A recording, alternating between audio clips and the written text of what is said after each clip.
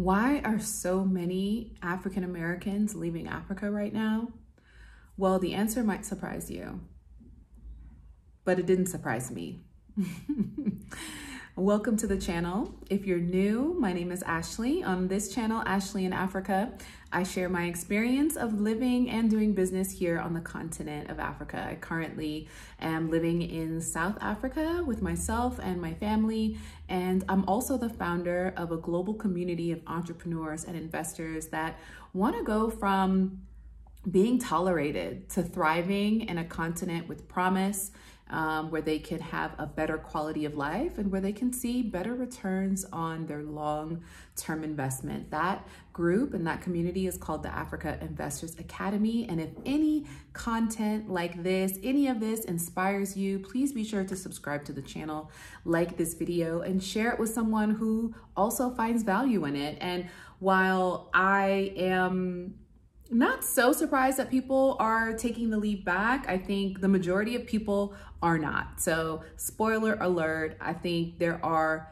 thousands of people that are continuing to migrate to this continent on a regular basis. I know because I get messages in my Instagram, in the comments, in my email, literally every day of people trying to figure out how they can get to the continent. But for those that are leaving, in this video, I'm gonna share a little bit of why they probably are leaving. So let's jump into it. And of course, I do have my notes. So the first reason, people are going to visit their family. People come to the continent, they love it so much, and they eventually have to go back and visit family. They potentially could not be on a permanent visa and they miss their friends and family. That's reason number one. You know, people are traveling, they're heading back. And for some people, once they get back, they feel like they've remembered why they loved living where they were living, how they were living in the first place. I will say that this situation seems to be a bit more relevant for people that don't have children, because the reality is for those that do have children, we know that America, while it has been a great country for many of us, we just don't want to live there. And we know that it is not the place for us to raise our families and our children, especially our young children. So that's reason number one. People are going back and they're visiting family. Sometimes they get stuck. I've had several situations where I've talked to people, I've consulted them where they were traveling back for a temporary visit, and as the day after they arrived home, they lost their travel documents. They lost their passport, or it was stolen, or their IDs, or their wallets, or their bank cards, forcing them to stay in the country for a longer period of time. And so that seems to be why, you know, number one, people are going back.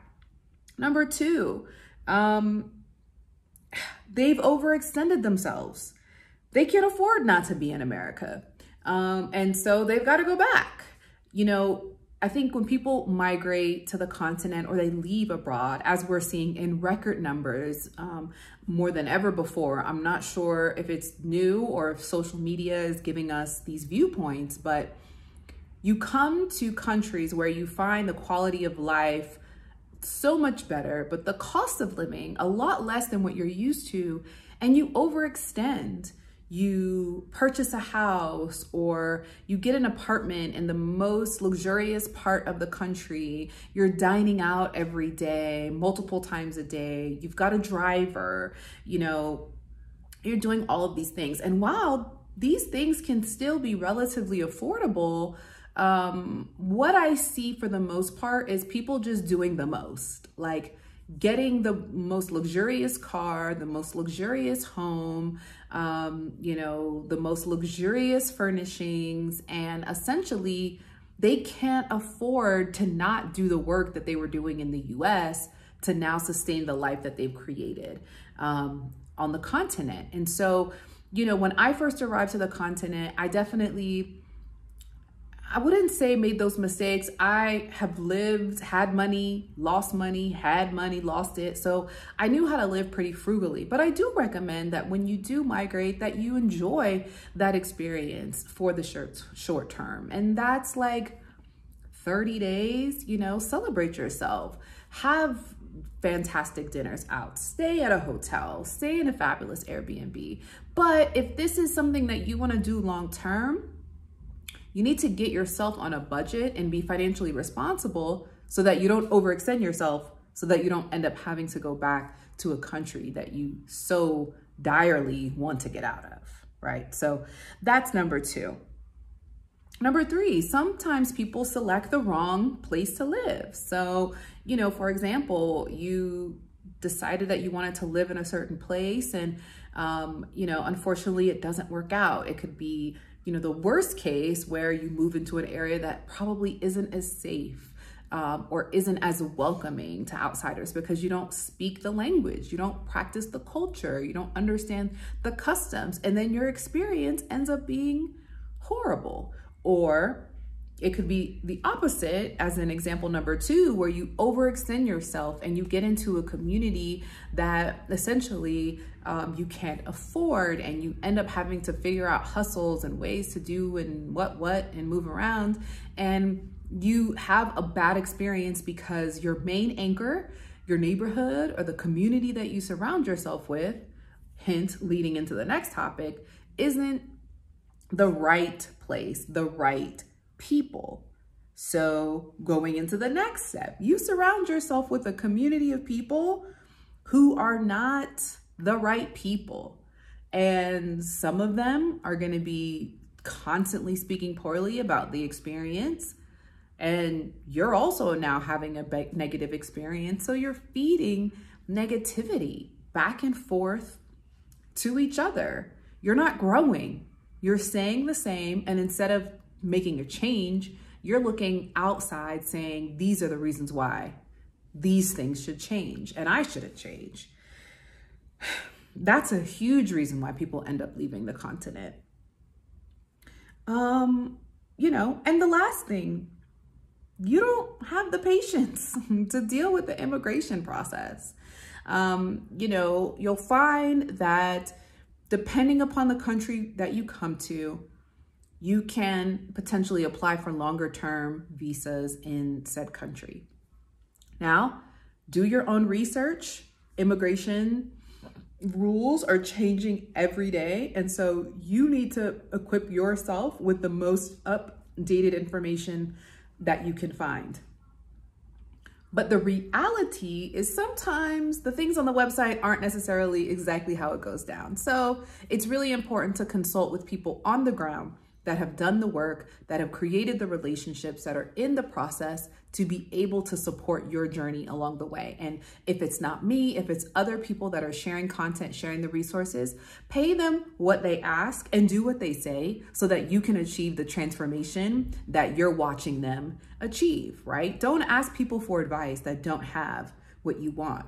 But if you're gonna ask someone who has what you want for advice, you need to pay them what they ask for and you need to do what they say. That's just my position on that.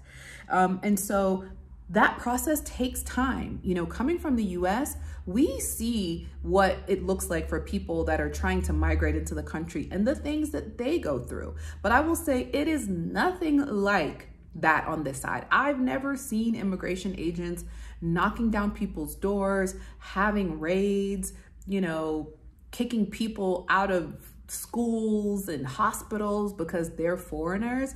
The rules are definitely the rules, but if you're willing to follow the process and you're willing to have the patience that is required, you'll be successful.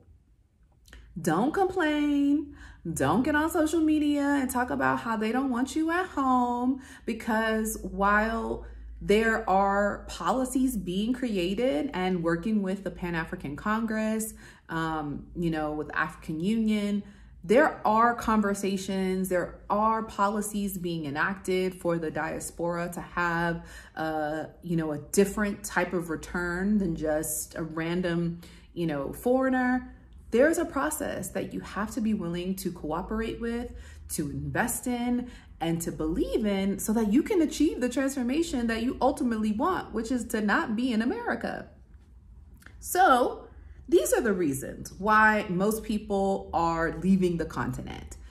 You know, it's my personal belief that Africa provides so much. It is all things, luxury included, opportunities, safety, reconnection, peace, okay, belonging, community, wealth, luxury, everything. It is all these things, but it does take time, and it does take patience, and it does take humility, and it does take empathy.